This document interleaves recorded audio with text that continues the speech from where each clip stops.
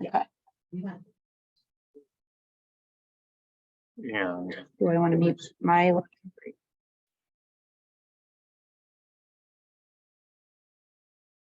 Best.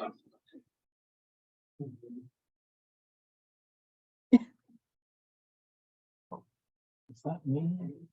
I think it's your lap. Right. Oh. We got it. We got it. Yes, I got it, and it would be good for you to do that. Oh, Oops, sorry. and I'll just do a brief intro. Okay. Why I think this is so important. Yeah.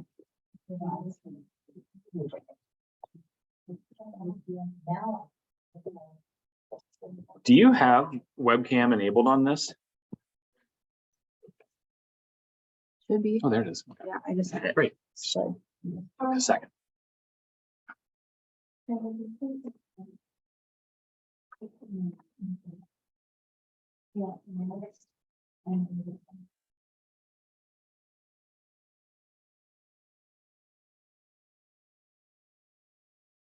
Tapping on someone else's keyboard is so weird. It's like the keys are in the same place, but there's like more going on. Yes, I don't. It's a must when you're Calculating Yep. constantly.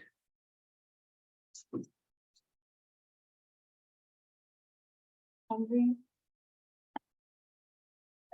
Okay. Hmm. No. Don't be shy to like get up and get more. How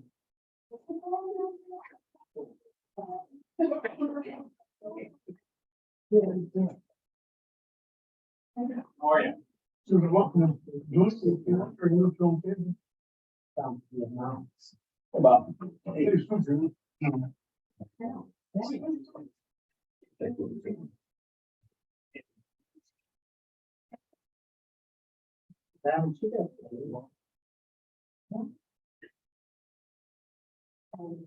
But it's not a.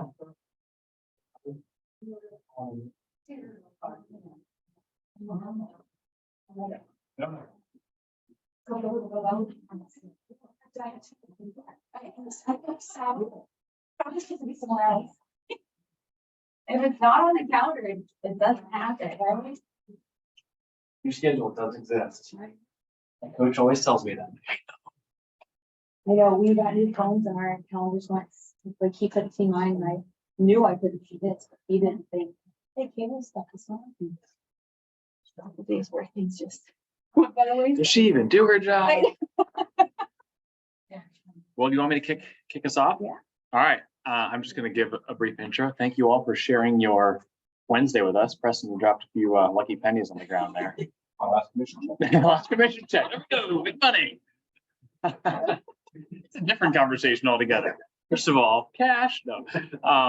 So glad you guys are here, and I'm excited about this conversation because I think our job as agents, holding a fiduciary duty to do what's absolutely best for our clients, doesn't mean that we become loan officers, but it means we know what's available to them. And I think in my time in the role, I've witnessed too many agents, in my perspective, take kind of a like passive, oh, whatever, they've connected with the LO and let me know if you need anything sort of mentality. But in my mind, this conversation is more about getting upstream of that to say, how many of the people in your world are saying, I just can't buy right now because money is too expensive. We know that interest rates right now are consistent with historic averages, but the rate at which we've gotten back up there has created significant whiplash. And the average consumer thinks, I can't afford to buy a house right now because they're thinking in very traditional mindset. So I'm familiar with some of the material that we're going to be going through today, and I'm really excited for us to begin to kind of grow our knowledge base. But there's a lot more options out there than certainly your consumers realize, than many of you all realize. And I want you to approach today's conversation as though you are preparing to give this information to your clients. So, and that should always be true. Oh, how can I, digest this and share it with them? But I think the conversation today is particularly true. Oh, did you know about a 3-2-1 buy down? Did you know about X, Y, and Z? Like there's a lot of strategies out there that Kayla will dive in. So with that, I'll yield the floor to Ms. Remar. Well, first, thank everybody for coming, because like Melissa mentioned, I know you guys are super busy and it's really hard to calibrate your schedules and know where you're at or where you need to be. So I appreciate your time, and I really hope that you'll find this training super useful. And I know, like Mark had mentioned, it's hard sometimes when you feel like, okay, I'm getting involved in my client's financials and that's not really my lane, and I'm going to stay in my lane. But really, when you think about, am I doing my fiduciary responsibility to my client, or are they doing their due diligence? Am I advising them properly? That's definitely a way where we can serve our clients above and beyond as a whole. And we can do that together, because obviously they're asking questions on my end that I'm like, that is a negotiation question, and I'm going to leave that up to your agent. These are our financial options, but it takes all of us working together to get everybody to that closing table. So keeping that mindset, and that this is a conversation to help them, not to be nosy or butt into their finances, it can really go a long way with them. And I know that they're always thankful in the end, especially when they're saving thousands of dollars. So let me go in and start sharing my screen here, because I am not a Zoom leader. That's not me. And I think it's going to let me. Host disabled participants. Oh. Mark, can I? Mark, please. Yeah, he's got the power. All right, let's see if it will let me know. Yeah, okay. All right, so I'll start out with a little about me. I think it's very important to know, like, and trust who you're working with in the transaction. I've been part of a professional networking group for the last 4 years, and that is our motto: to know, like, and trust everybody in the group. We have 25 members right now, so to sit down and have lunches with everybody and get to know them can be a task, but we try to make it a priority every month to get down to business with somebody and get to know them. And I feel like it really, really helps when I'm confidently sending my clients to them for their service. So a little bit about me. I was born and raised in Canton, so I grew up around here. My family and I now live in Massillon. I have Evelyn, who's 7. I have Carter, who's 10. And Nick and I have been married for almost 13 years, 14 years, somewhere around there. Almost 13 years. I graduated from Kent McKinley, and then I went on to get a business degree at Kent State. Nick is my husband. So for anybody who doesn't know us, he is a agent right here at Legacy Group. So we are big advocates for everything that Keller Williams stands for. And I'm super happy to represent Keller Mortgage, now Keller Home Loans, and we'll get into that in a little bit. I like to volunteer for an organization called Legacy. Imagine that, the Legacy Project of Stark County. So they go into middle schools right now. They're starting a program for high schools. They bring kids off the streets in the evenings and weekends, and they just help with social and emotional well-being. So that's something that the schools cannot cover. They have their hands full with all the testing requirements and everything. And one of the biggest things that prompted the need for this organization to grow into all the schools was Perry going through multiple suicides in a small amount of time a few years ago, if you remember. That's what sparked this. So we go in on my day is Tuesday. I go into the middle school and have lunch with 2 groups of girls in 4th and 5th grade. We just talk about life and how they can maneuver through problems and things like that. So that is something I look forward to every week. I was a little intimidated at first, but now it's something I look forward to every single week. And it's an amazing volunteer opportunity if anybody's interested. And then in my spare time, if that is existent, I am part of a golf league, and sometimes I play recreational volleyball. I've resorted to subbing now. And we do have a pontoon. So we like to take the kids out on the pontoon between sports and showings. And pre-approvals. So that's us. I do have we have a lot of material to cover, but I also wanted to get everybody on the same page because we had an acquisition. So previously in the last, 30 days, we were Keller Mortgage. Gary Keller actually started Keller Mortgage, and this was his vision and his goal.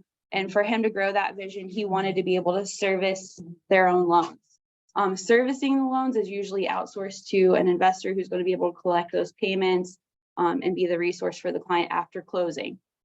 So that takes a lot of manpower, a lot of platforms. And what he did was he saw an opportunity with Mutual of Omaha. They had all those systems in place. They've been around for 113 years. Yeah, wow. They have amazing products. In fact, next month in April, we have a training. Don't hold me to this. I think it's the 19th. We're going to do a training on non-QM products. So if your client does not fit into the bucket of conventional or FHA, there are still lots of options that we're able to offer with the Mutual of Omaha family. So now we have all of their products, and they found value in us being in your offices as a resource to the realtors directly. So this merger has been excellent. I mean, I previously worked at Signature Mortgage, which is a local bank. We went through an acquisition at the end of 21, and we had lots of new tools and lots of new technology, and it was great. But going through this acquisition was clear there's a huge difference, and that they took all the things that we did really, really well, and they acclimated it into their system. And then we took all the things that they've done really, really well, and it's made our jobs easier. It's helped our clients just fly through the process. I had a clear to close. We had an appraisal waiver, and they were clear to close in 10 days. So even with the appraisals, which are getting ordered really fast, it seems like this acquisition, this merger has been like a marriage from heaven. So that I'm a little biased, but that is my 2 cents on it. And we'll get into the mortgage hacks. I've been in mortgage lending for 6 years. I started out in banking. So as a personal banker, I help people with home equity lines, which prompted me to get into mortgage directly. So I didn't want to push products on people that they didn't need. That really, really bothered me. I didn't want to push credit cards. I didn't want to push, auto loans when I knew the dealer could get better rates. So home equities were the one thing that I knew people had an asset, they could value, they could build wealth, and they could have a safety net in retirement. I mean, this is like a forced savings account. There's definitely a lot of value if you use mortgages right. One of the things that we drive home is that we want to get people in homes. Keep talking. Am I sharing? We want to get people in homes, but we also want to keep them in those homes. So not forcing them into products that may not be the best fit for them. I'm going to try not to slip over this board today. I mean, it would be entertaining, so I won't disappoint. So thriving in the shift is something we hear over and over again, that catchphrase, right? But we're going to give you some tools to help leverage the financing to do that in your negotiation. There's a lot of talk about 2-1 buy downs. We also have 1-1 buy downs now, so that's newly rolled out. Again, another Mutual of Omaha product. So we'll go through those and get started in partnership versus passengership. So we know that leveraging yourself, marketing yourself is going to be what sets you apart. Your service is going to be what sets you apart. Sending people to those lenders and the partners that you trust is going to set you apart in this. So when we're talking about the passengership, we're talking about people who are literally just sitting back and taking those leads. Like, thank you for your business. Look, he's picking up Evie. There's my son Carter, freshly lined up.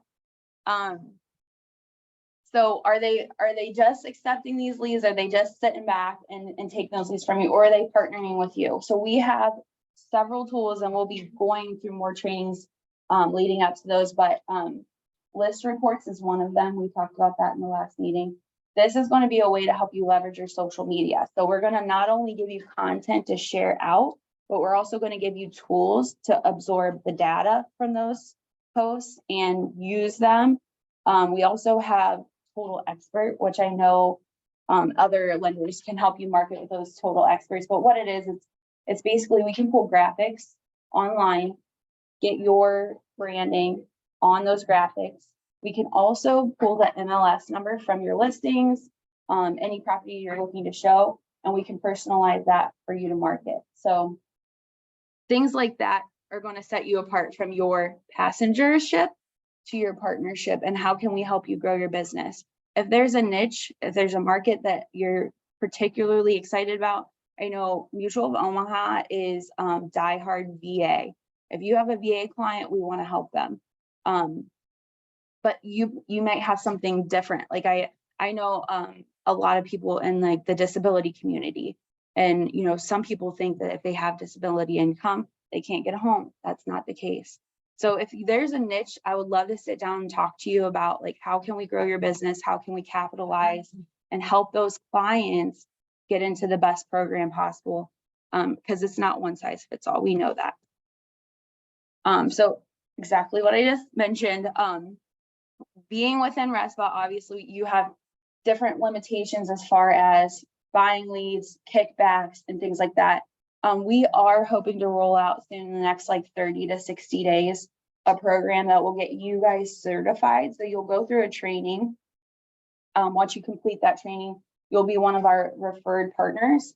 So when you send us one of your clients, there'll be an extra like commission paid by Keller Home Loans on your commission sheet. So I think it was like a $400 per closing once you get them to the closing table, but you have to go through that training in order to qualify for that extra. And think if you send 2 deals a month, that's an extra $800 to your marketing budget. Like that can go a long way in growing your business. And that was something that Keller Mortgage had tried previously, that Mutual of Omaha recognizes this is going to be a great opportunity. And our specific team in this region is going to be the pilot for it. So stay tuned for more information on that. We're really excited about it. And just helping you guys get the leads. I mean, we need the at-bats.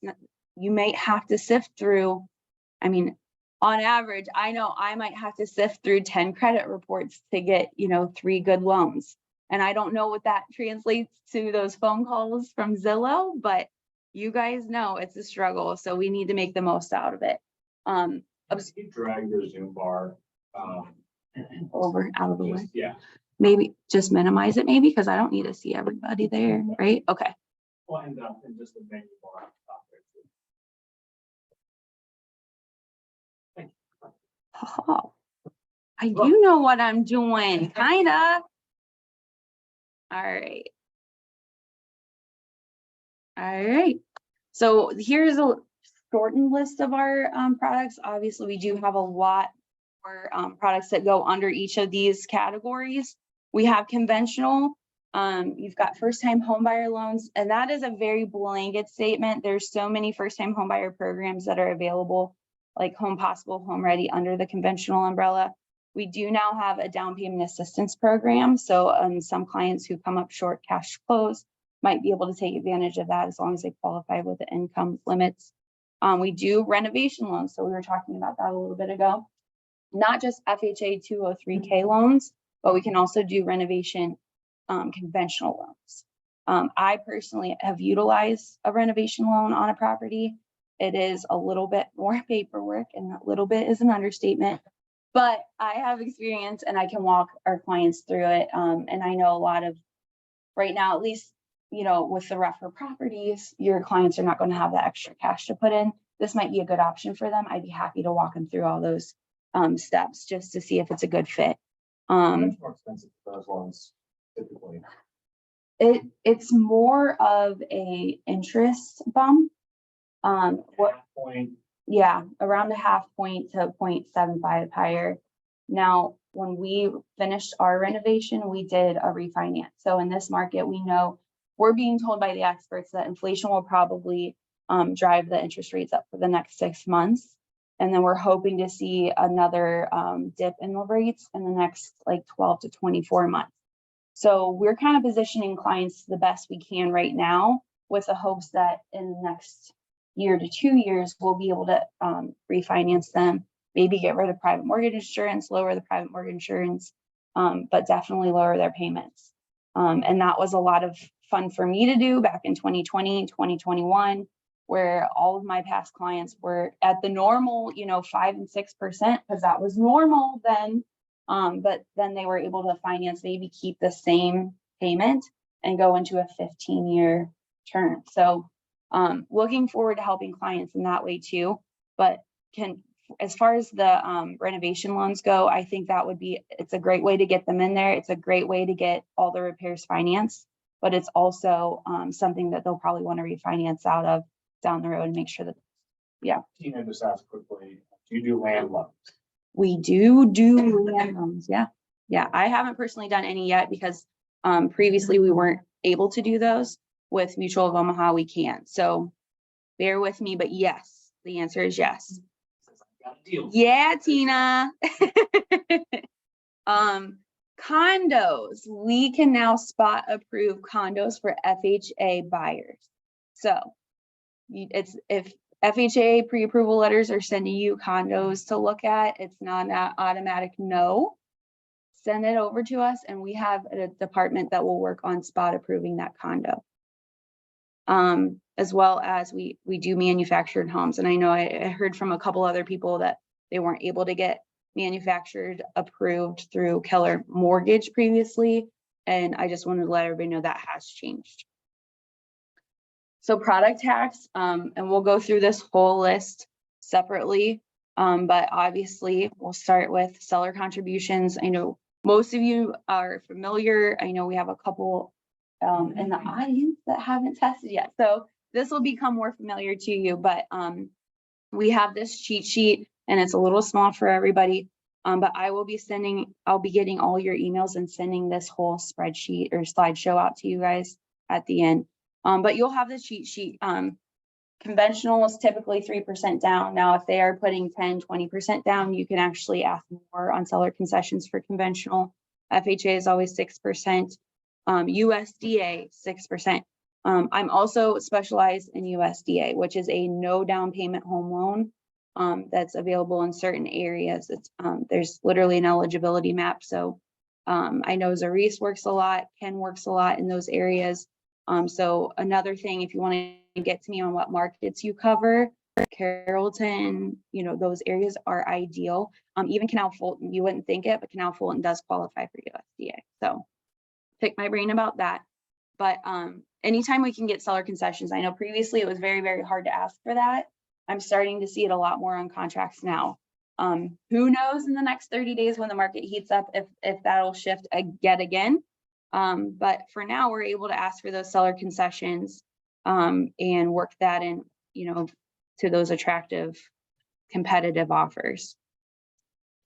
We also have temporary buy downs. So this is ideally seller paid.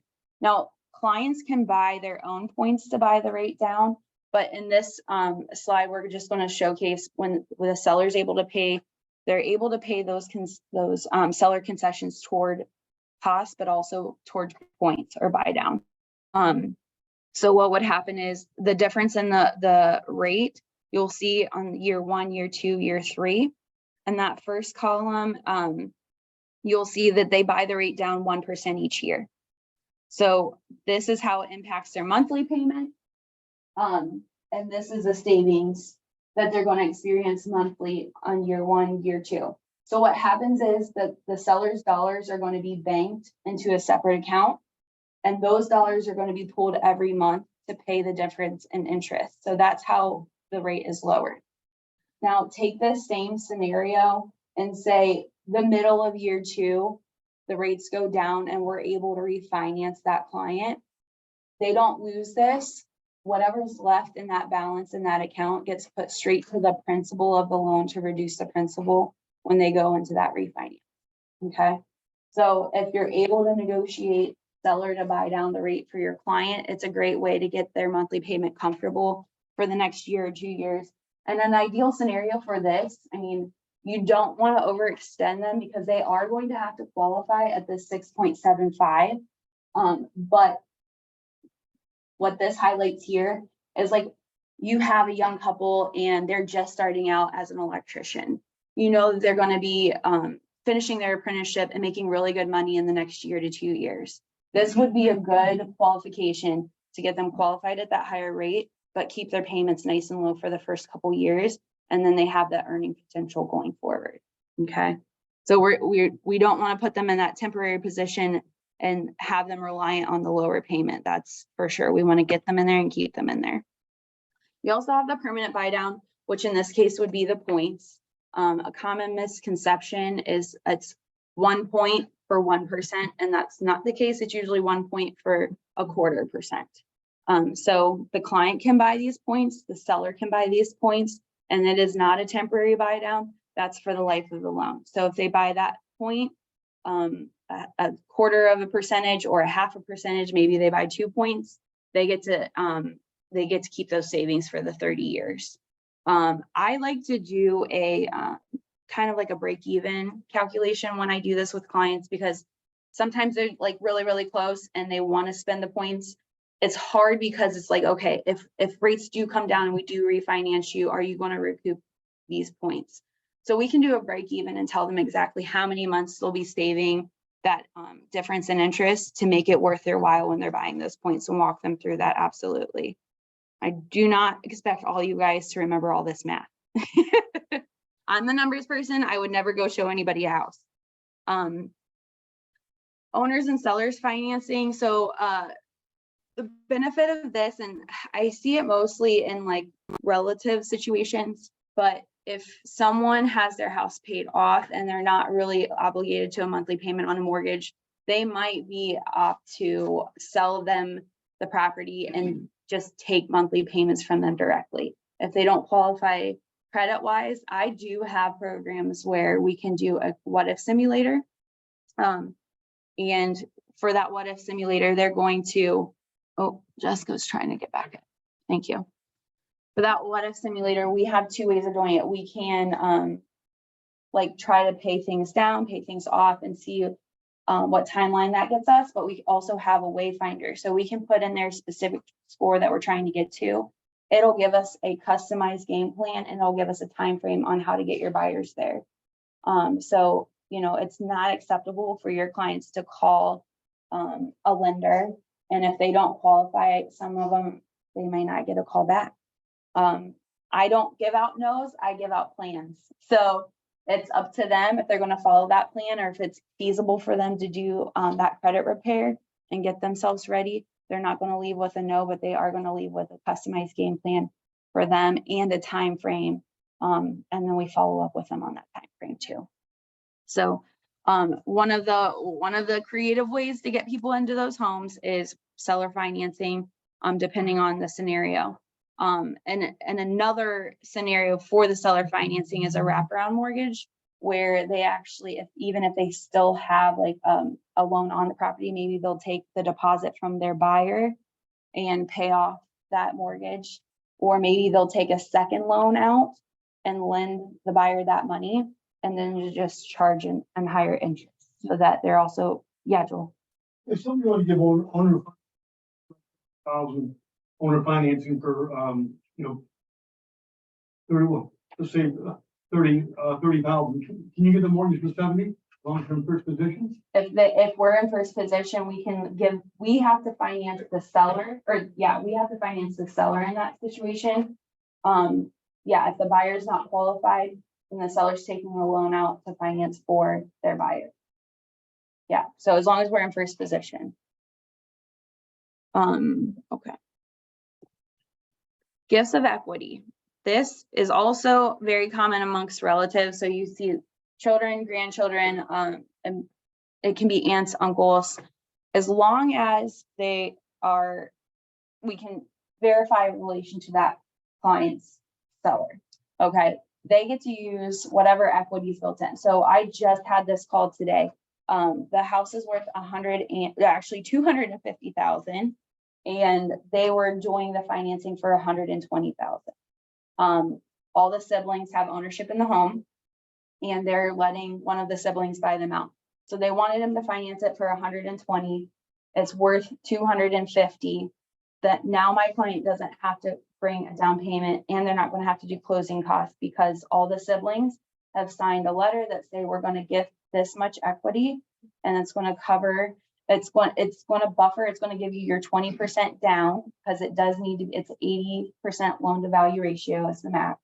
So we do 20% down, and we use that as the gift of equity. And then we can also roll in whatever closing costs they want to using that equity, and then turning and giving the buyer that $120,000 mortgage. So it's a really nice program. There's a lot of flexibility when you're related. And it's literally as simple as them signing a gift letter that we provide. Okay. So always keep that in mind. I know sometimes you might get cut out of those scenarios, but I have seen people that are willing to pay, especially when you have multiple siblings that are trying to be in agreement, they're willing to pay a realtor to walk them through that process. And God bless you to be that realtor. I've been in a few of those. It's fun. Bridge loans. We do not at Keller Home Loans, we do not offer bridge loans per se. Our solution to this is through home equity line. So we can leverage the equity in house number 1, give them a home equity to bring those funds to closing on house number 2, and then they can later sell and close the home equity line out on the first lien. And that's exactly how a bridge loan works. It's a temporary financing. What we have to qualify the buyer on is we're going to take their income, we're going to take their current liabilities. We have to qualify them with their current mortgage. We have to qualify them with the new mortgage and a temporary payment on that bridge loan or home equity loan. So they have to be in a really good financial position to be able to facilitate all of that debt in order to get them from house 1 to house 2 with that bridge. If you picture that bridge, they're just taking the equity out and getting it to the closing table of number 2. Okay. It is possible. And I'd love to talk to people, about even at their listing appointments. I have gone on a couple of listing appointments with realtors, and the clients really found it very helpful because as they're getting an idea of what their home is worth in like real time, real market with their realtor, I'm able to say, okay, if your house is worth this, you owe this much. This is how much we can get you for your down payment on the next house, which means this is how much you can afford, and we can get you pre-approved without having to sell your home before you move. What's the time frame in which they need to sell the first house? So it's the home equity line, they carry usually for 12 months. When I did bridge loans at a previous bank, they had no payment for 90 days. So after the 90 days, it was an interest only payment, and they like to have that property moved within like 6 months. So if not, I think they just roll it into a fixed like loan, 10-year loan. But the payment is calculated at an interest only 10 years on the bridge loans, typically. Yeah. Can you do that with an investment property? Bridge loans are typically Without selling your house, bridge like loans. just a HELOC. Yeah. So we can do the HELOC on investment properties. Bridge loans are typically going to be required on primary only. You just scratched, or do you have a question? No. Okay. And we all know the benefit to that. I mean, when you're in a seller's market, it's really hard to get a contingent offer accepted. So a lot of clients are either listing their home contingent on them finding a home and then the pressure's on, or they're putting in contingent offers and they're not going to get those accepted in a busy market. So it's kind of the perfect storm. If they can qualify for this, this is definitely the first route they want to look at and getting into that new home and those move up buyers or even downsizers. The 15-year mortgage. So we haven't had a huge interest discrepancy in the 15-year mortgage with the current rates. I'm expecting that to change in the next 6 to 12 months. So like I mentioned before, when we were in that refinance environment, I had a lot of clients that went from a 30-year at 6% and they were able to go to a 2.5% at 15 years. And either keep or lower their monthly payment, but you see here how much interest is avoided. So the 30-year over the life of the loan, you're paying for that house twice, $662,000, $667, whatever. 15-year mortgage, they're only paying $246,000 in interest over the life of that 15 years. So major savings. And I mean, I've talked to a lot of financial advisors, and in the market where you're borrowing money for much less, they're going to urge you to sit down with your financial advisor and say, okay, if I can make, 5 to 8% on this return here, and I'm only paying 3% on my mortgage, just make that minimum payment. But when you look at how much money you're saving in interest, especially with the rates where they are now, it makes more sense to get that down in this rate environment.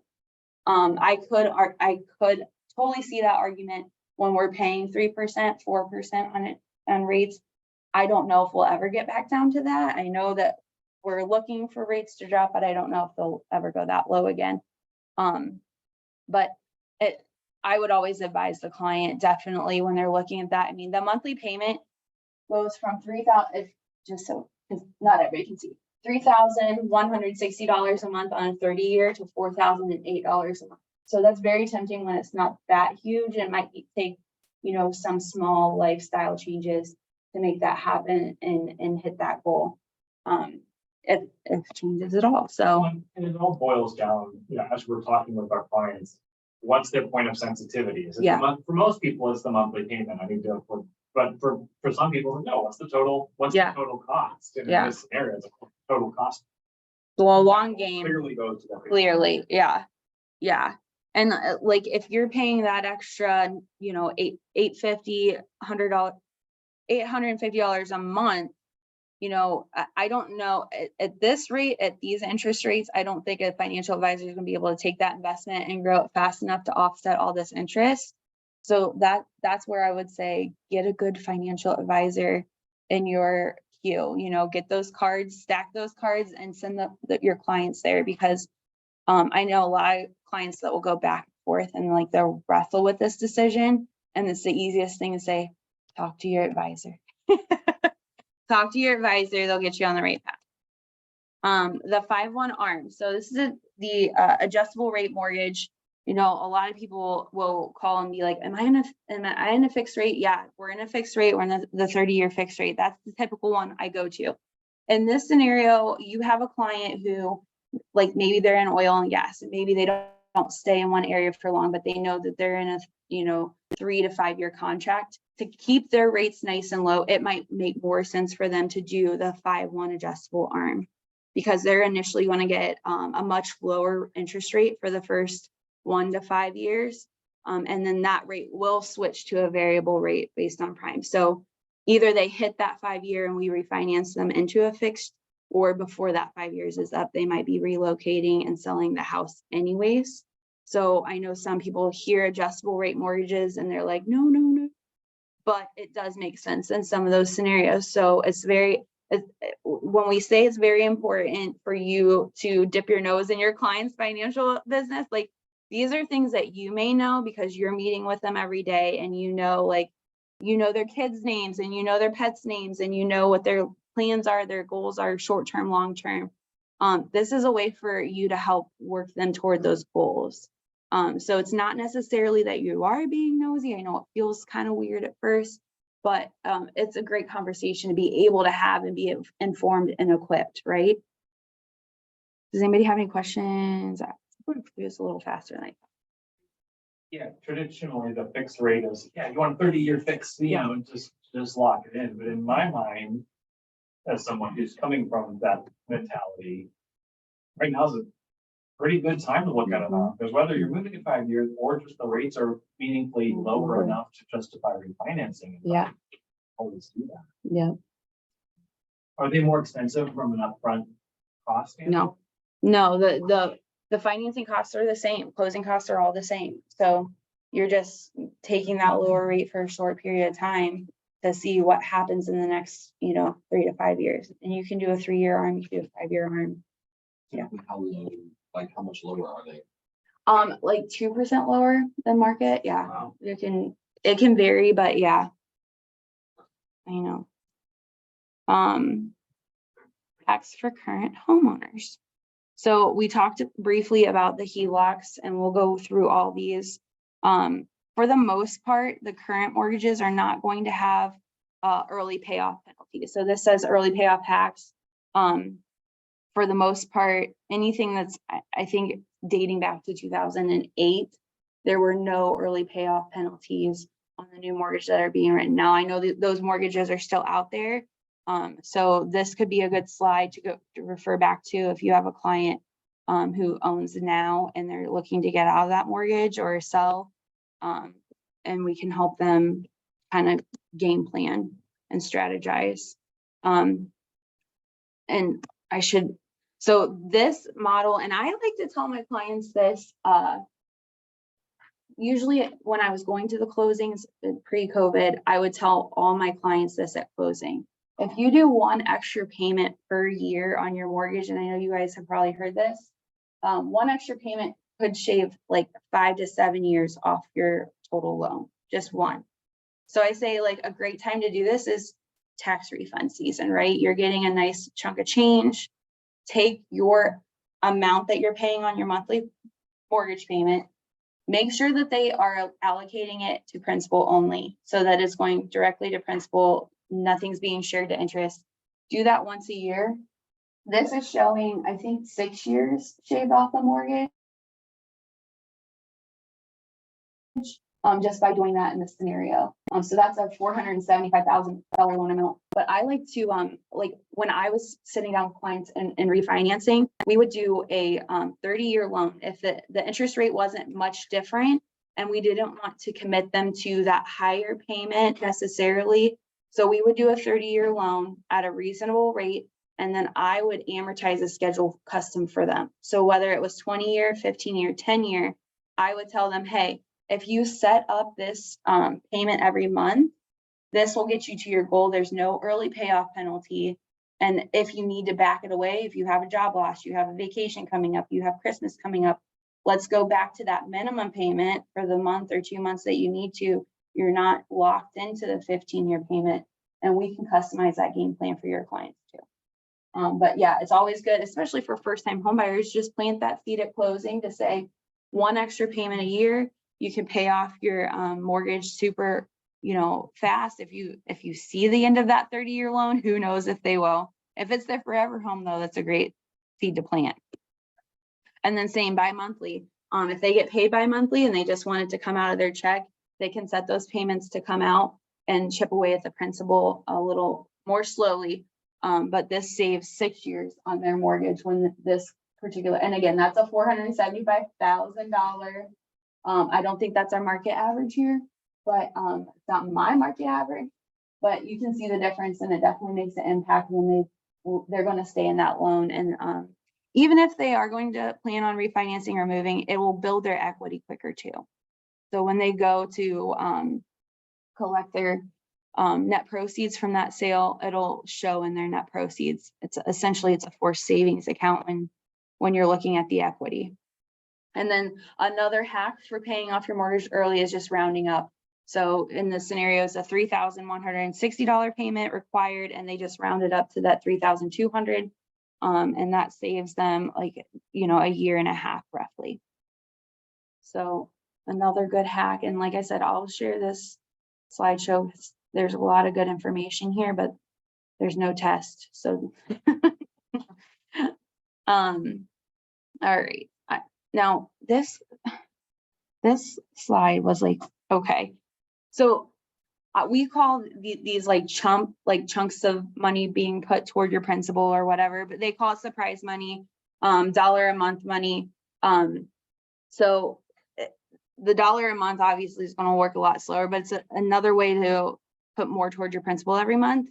I like the surprise money scenario because you say you do like, okay, somebody leaves you some money or you get a settlement from something or insurance, whatever, and you want to put a chunk towards your principal. You can do that because obviously we don't have that early payoff penalty. But the nice thing about it is if you have a scenario where you have somebody that's selling a property after the close of their first home and they have that amount of money, they can actually change their monthly payment. It's called a recast, and this is not on the slide, but I will make my own note of it. Usually it's like a $300 fee. Say they put $50,000 on a $200,000 loan and they want that to reflect in their monthly payment. Because typically it's going to be fixed and it won't change. You can request what's called a recast. So they might charge them $300, but they're not going to have to refinance. And that $50,000 will impact their monthly budget. Okay, so a good way to, use that surprise money and help them, they could either go toward paying it off sooner and not recasting, or they can spread their payment back out again if that's important to them. And it goes back to what Mark said, what's their hot button? What's their goal? What's more important, the monthly payment or the time? Is there a minimum amount to justify recasting, or is that gonna depend on which bank holds the loan? Yep. They have their own minimums. I would say probably like 10 to 20,000 to start off. But yeah, it would be up to your loan servicer, whoever holds that. Any questions on that? $1,000, you should buy an investment. Yeah. House hack. House hack. Okay, so we have home equity lines. I think a lot of people are familiar with this, but it's using the equity in their home it can be as a revolving line, or it could be as a fixed loan. The most common that you hear is the HELOC, so the line of credit. And that's a great way, again, for people to leverage that equity that they have built up in their current property. And they can use that for whatever they want. We offer standalone home equity lines, but we also can give, so like right now, in that scenario where we have a client who knows that they're going to be putting a big chunk of money after the sale of their home, in that case, I would advise that client to get a first mortgage, their fixed payment, and then also we would, for whatever amount they knew they were going to be paying off immediately, I would do a second home equity line. Okay, so that we have our fixed first mortgage payment, and then we have our home equity line with a balance. That balance goes away once they sell their house and pay off the home equity line, but then it's also there for the next 10 years for them to use and borrow against at their own convenience. They don't have to go and apply for financing that car or the investment property that pops up. They have those funds available, and it's all closed at the same time as their first mortgage. Okay, so that's one of my little HELOC hacks. And I don't even think that they go over that in this slide, but again, I can put my own notes in when I send this out too. Now, does anybody have any questions on home equity lines or loans? What are the closing costs for you? They're much lower than doing a traditional mortgage. I don't know off the top what the fixed fee is, but it is a flat rate. It's not based on the amount. So Can you go on the HELOC itself, like say, Yeah. okay. So it would be yeah. All right. So private mortgage insurance. Anytime you're not putting 20% down, this is an insurance that insures the bank against you defaulting. Once you build up that 20% equity, depending on the loan program, it will fall off. For conventional, it's going to fall off when they hit that 20%. Now, they can petition their servicer if, like we've had in the last couple of years, the values go up. They can ask for a reevaluation of their property and pay a fee to get that taken off early, which is definitely worth it depending on how much they're paying every month. And then that's a way to get it off without having to pay the fees of refinancing. It can come off with FHA if they put a 20% down payment, or yeah. So FHA is going to be utilized when we have less than perfect credit, right? Even if they have 20% down, FHA is going to require them to have the private mortgage insurance anyway. Only it will fall off eventually with FHA if they have a larger down payment. Okay, so some people think it's on there for the life loan no matter what, but in some cases, maybe they have the funds to put down, but they just don't have the perfect credit. That's fine. They're not going to be paying that private mortgage insurance for the full 30 years. Okay. And then private mortgage insurance, and I'll just add, just because I know I'm kind of flying through these. Those there's there's a range there on what percentages you're paying. So we have loan level pricing in our interest rates, but we also have loan level pricing on private mortgage insurance. What that means is they're going to layer the risk factors. So down payment will change your private mortgage insurance. Your credit score will change your private mortgage insurance. The number of borrowers on the application will change your private mortgage insurance. So what we like to do is we actually rapid fire out the loan scenario to about 5 different providers, and we go with the lowest rate. Okay, so we don't have one guy that brings us donuts and that's who we send all of our business to. We make sure that we get the client the lowest rate on their private mortgage insurance out of the gate. Now, this is like on our personal home, our rate, FHA, 3.5%. And of course, equity has gone way up just because the market and addition and stuff we've done in the house. Would it make sense to refinance into a higher rate just to drop off, or should we just leave it? Leave it. Yeah, because what might happen, like I said, in the next like 12 months, you might be able to refinance into a lower rate or even get yourself into a conventional and get rid of it altogether. Yeah. Yeah. Getting rid of an escrow account. I have a few people who do not want to have their interest or insurance and taxes linked to their monthly payment, just because the bank is monitoring and auditing that account so they can change your monthly payment based on what they need in escrow at a moment's notice. So they would rather have that in their control. A lot of first-time home buyers appreciate having that taken care of, out of sight, out of mind for them too. But one of the things that, especially with changing property taxes and clients who have built up, typically you have to have 20% down if you want the option of waiving your escrow account. So I think, do I need to go into escrow accounts and what's involved in escrow accounts? Everybody, okay. So when the bank gives you your mortgage, they also open a separate account. We sync up with your homeowner's insurance. So I send my client out to get a quote. We send that company our mortgage e-clause, which means they know the account number, loan number, and the mailing address to send that bill to every year. So every month when you pay your mortgage, part of that payment is going to go into that separate bank account that's linked to your mortgage. And so those funds are sitting there ready to go the next year when the tax bill comes due or the insurance bill comes due. So you have the option of foregoing that process. It's going to be required unless you have 20% down. We still put it on there if you have 20% down. If you want to waive it, that actually does impact your interest rate a little bit because it's still a little bit higher risk when you're paying your own property taxes and the bank still has ownership interest in your house. But you do have the option, even after the fact, to get that escrow account removed if you contact your servicer. And that will lower your initial, obviously, monthly payment because you're getting rid of the taxes and insurance. But then you're also then responsible for having that money ready. It didn't go away. What? Yeah. So that's one of the hacks that they're highlighting here to lower your monthly payment, but really it's just putting more onto your plate.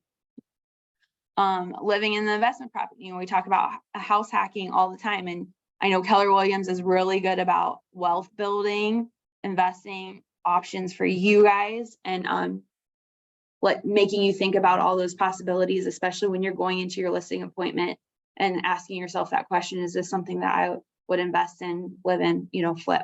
So the house hack, obviously if you're buying a multiple family unit, we go up to 4 units for residential. Anything beyond that, it's considered commercial.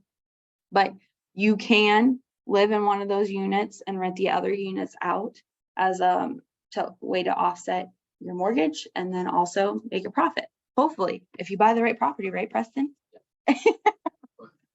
To add to your income, like if you're buying, say, a duplex, whatever that rental income for that duplex, can't you add 75% of that to your?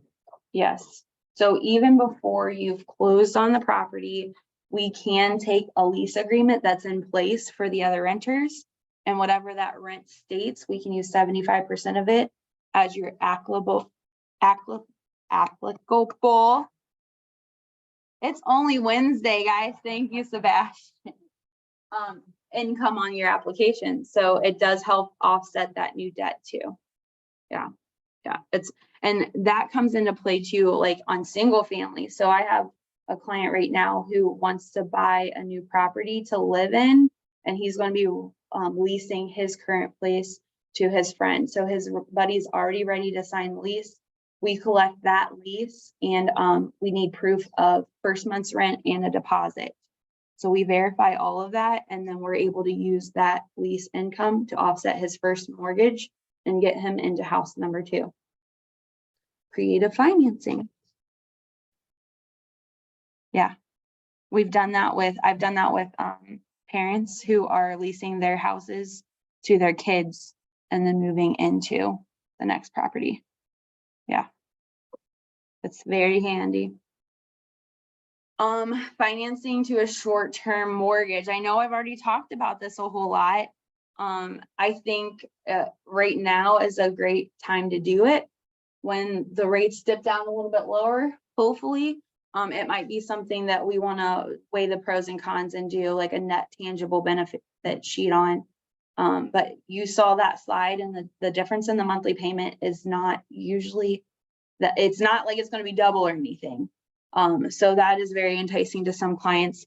But again, when I'm looking at putting that client into a house and keeping them in that house, I feel way more comfortable in advising them to say, let's commit to the lower of the required monthly payment, but then let's amortize to help you meet that goal on your flexible budget. Okay.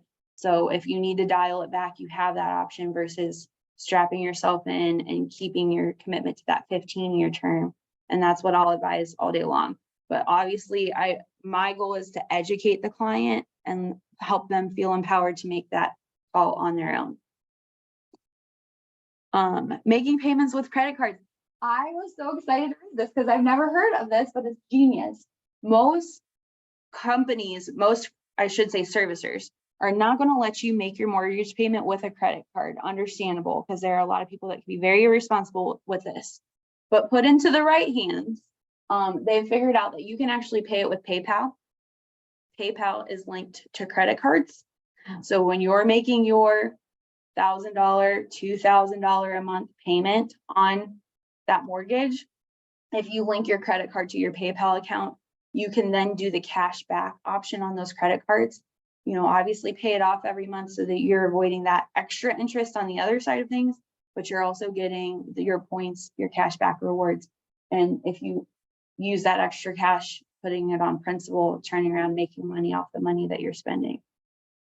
Does that make sense for everybody? Yeah, isn't there, you know, like a credit card? Only, so if you pay it off within the 30 days. Yeah, so that statement comes out and you pay it off to 0. There's no interest added on the person. Oh, maybe. Yeah. I like to know. They might have a transaction fee, like transfers. Transferring it, it's like, do you want it to be instant? It's like, yeah, it's the speed. $2 or like you. Yeah. And I know with like those cash apps and stuff, they're like the government's starting to get wise, and they're starting to want to like really get their cut on things. So they're restricting number of transactions, dollar amounts, and things like that. But for now, this is a hack that I guess people are using, which was news to me, which is awesome. It's interesting. So we'll get in a little bit high level Keller Home Loan programs. We're doing okay on time, right? Yeah, we've got a couple more slides. So we talked about the 2-1 buy down briefly. We also have a 1-1 buy down that just rolled out. So there are options. But we also, and this is something that's a little bit different because you've heard of like the lock-in shop where you can get pre-approved, lock your rate in, and while you're shopping for a home before you even find a home. What we offer is a little bit more than your typical 60 days. So we offer a 120-day lock-in shop. Now you do lock in at a little bit higher interest rate than what the market currently is. But as you have seen, you know, we might send a pre-approval letter at 5.5%, and within 2-3 weeks, we're at 7.5%. So this would kind of insure them against that rate sliding up on them, especially if they're at the top end of their budget and they want to make sure that that rate doesn't price them out of that market. This could be a very good tool for that. On the flip side, if the market does improve by the time they get under contract, they can actually get out of the lock that they did 120 days ago, and they have one-time float down. So we can take advantage of the lower rate. They can take advantage of that one time. So if they say, okay, I'm going to take the 7% instead of 7.5%, but then before they close, it goes down to 6.5%, we can't do that twice. They get it once. But they do get to take advantage of the best case scenario, which as I thought was really, really awesome. Our 0+ loan, this is excellent for people who may not have as much proceeds to bring to the closing table. Any loan amount, and that's not purchase price, it's loan amount over 150,000. We can waive our $1,300 origination fee. So Keller Home Loans fee is $1,300 flat. We also factor in obviously title company fees, appraisal and things like that, but that's our origination fee. Doesn't matter what the loan amount is. In the 0+ program, we waive that origination fee, but we also give them $1,000 to offset the other fees. So that is an excellent program. I love using that for my first time home buyers because they get so excited when they see how low their cash to close is. And then this huge weight is lifted and they can actually enjoy the excitement of getting into their first home. So 0+ is a great one to use for anybody really, but especially for those first time buyers. Yeah. Is there ever an instance in which it wouldn't make sense? In the case, so it is a tiny bit higher interest rate on those. It's really, in some cases, it's not noticeable. In some cases it is. So if they're more worried about having a low interest rate long-term, then I would say, here are our options. And here's the cash to close without it. Here's cash to close with it. Here's your monthly payment. Here's, so they can make that call in a side-by-side scenario. But especially now when we're talking about, okay, it's going to be a $10 a month difference in your monthly payment, and we're probably going to look at refinancing you in the next 12 months. It could make a lot of sense for them to save that, $2,300. Yeah. Offer Ready is also a way to help you guys win those deals. So what happens when I get a new client is I'm going to collect their pay stubs, their W-2s, their bank statements. We're going to pull credit. So they are not pre-qualified with me. I don't ever use that word. They are pre-approved. So pre-qualification means they've checked credit, but they may not have collected any documentation. They're just going off of their word, their stated income. They're not verifying any of the income, overtime bonuses, anything like that. And they're just saying, yep, your credit's good. You're good to shop. That's a pre-qualification. We don't like to get into those. We like to do our due diligence. We don't want any surprises for you guys. We don't want anybody to waste their time and money. So we do a pre-approval, full-blown pre-approval. We collect all the documentations. We run our automated underwriter. So whether it's conventional FHA, we run that through the system to know if we get an approved eligible, approved accept, approved ineligible, and know exactly what we're looking at when we've verified all those documents. Additionally, once I give them a pre-approval letter, I'm going to submit that file to an actual in-person underwriter. They're going to review that file thoroughly and know we don't have the appraisal, we don't have the title work, but this buyer is going to be approved with that underwriter before they ever find a house. What does that mean? It means now we only really need 15 days to get title work ordered and appraisal ordered and get those two things back for the underwriter to review.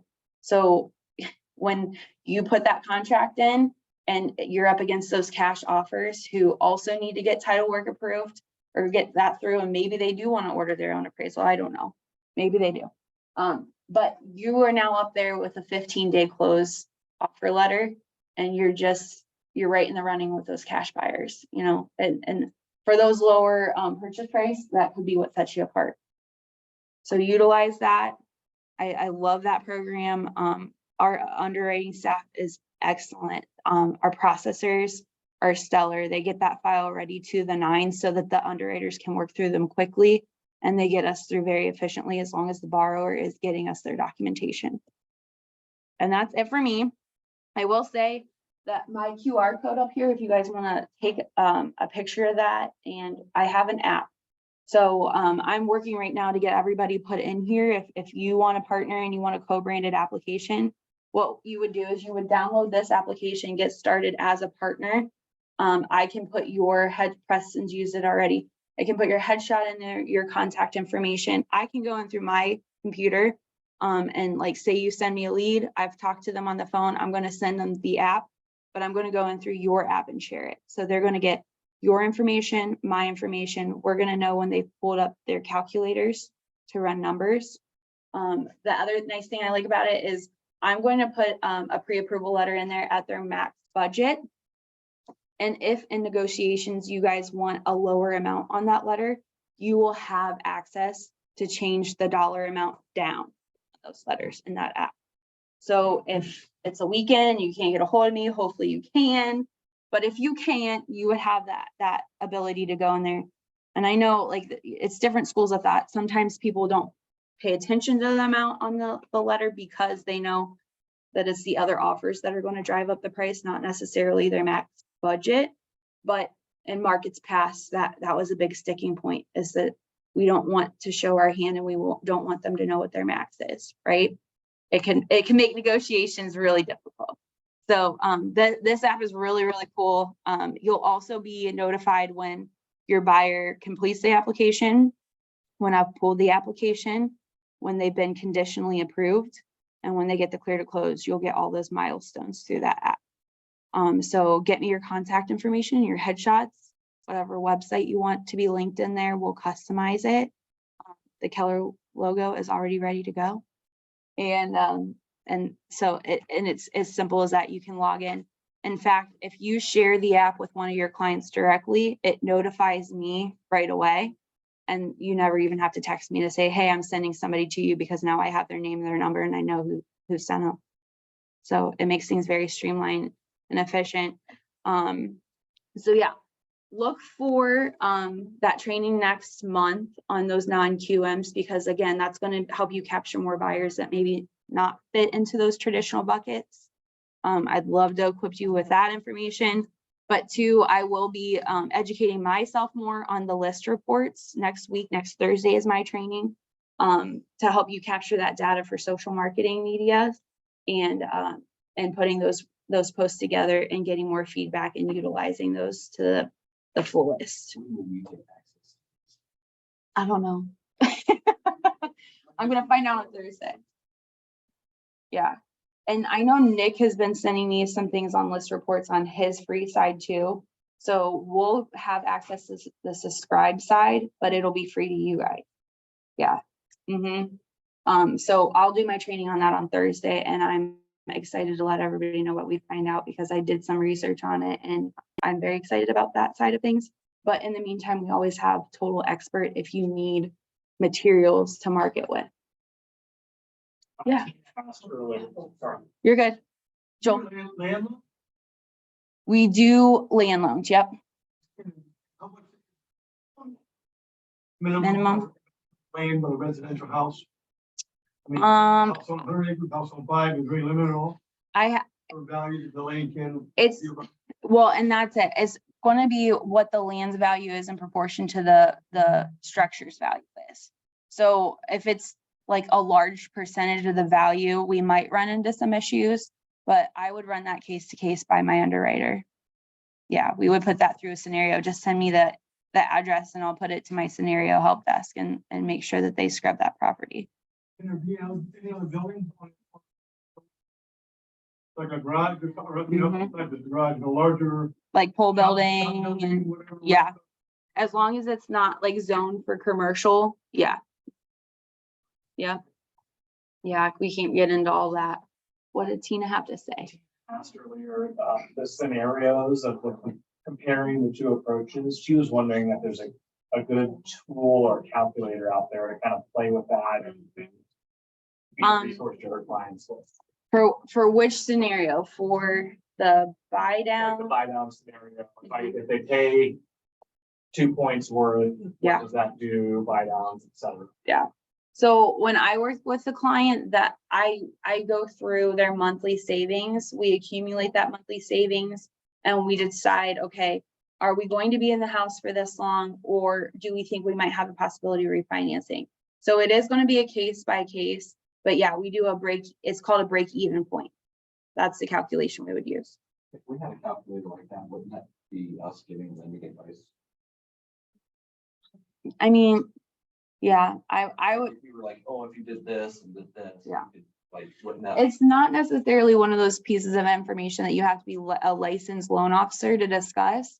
But I would just, I mean, obviously, it's always good to refer and deflect over to the, like us, and we know exactly what their loan scenario is. So we're not giving any misinformation. Yeah, Joel.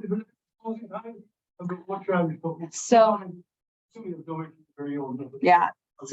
So as Keller Mortgage, we were at a 98.5% on time and early closing, and we pride ourselves on that. So say you give us a 30-day contract, we're going to be closed by the 30 days, if not sooner. So 30 days. Mhm. Yeah, that's our ideal, but if we can close it sooner, we'll get it clear to close before that contract date. But that's our target. That's a good question. Thank you. Any other questions? It's a lot of stuff. I meant to bring candy and throw at anybody who was falling asleep. But there were cookies out there. I don't know if there still are, but help yourself to any snacks or anything. Thank you guys all for your attention. Thank you. And if you have any questions, and you know where my office is.